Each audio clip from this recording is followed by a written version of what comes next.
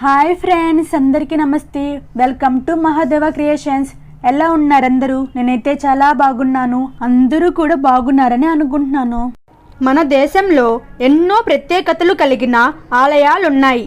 కొన్ని ఆలయాలకు వెళ్తే కొన్ని కోరికలు తప్పకుండా నెరవేరుతాయని భక్తుల విశ్వాసం. కొన్ని దేవాలయాల్లో స్థల పురాణం ఒకటైతే స్వామివారు తీర్చిన కోరికలను బట్టి ఆయనకి కొత్త పేరు పెట్టిన క్షేత్రాలు ఉన్నాయి. ఆ క్షేత్రాలు ఇప్పుడు చూద్దాం. వివాహం కావాలంటే మురుముళ్ళ శ్రీ వీరేశ్వర స్వామి. తూర్పు గోదావరి జిల్లాలోని మురుముళ్ళ శ్రీ వీరేశ్వర స్వామి వారి క్షేత్రంలో స్వామివారికి కళ్యాణం జరిపిస్తే వివాహంలో జరుగున్న విఘ్నాలు తొలగిపోతాయని భక్తుల విశ్వాసం. ఈ క్షేత్రంలోనే వీరభద్రునకు భద్రకాళి అమ్మవారికి వివాహం జరిగిందని స్థల పురాణం. ఇక్కడ కళ్యాణం చేయించదలచిన వారు ఆలయం వారికి కాల్ చేసి మీరు పేరు నమోదు చేయించుకోవాలి.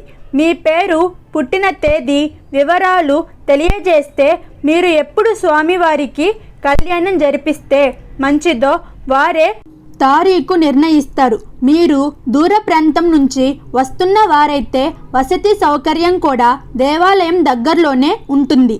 కళ్యాణ వెంకటేశ్వర స్వామి ఆలయం శ్రీనివాస మంగాపురం.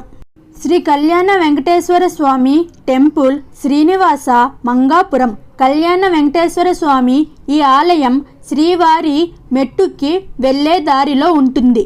తిరుపతి రైల్వే స్టేషన్ నుంచి డైరెక్ట్ బస్సు ఉంటాయి. ఈ స్వామివారు కొండపైకి వెళ్లే ముందు 6 నెలల పాటు శ్రీనివాస మంగాపురంలో నివాసం ఉండి వెళ్ళారు అని స్థల పురాణం.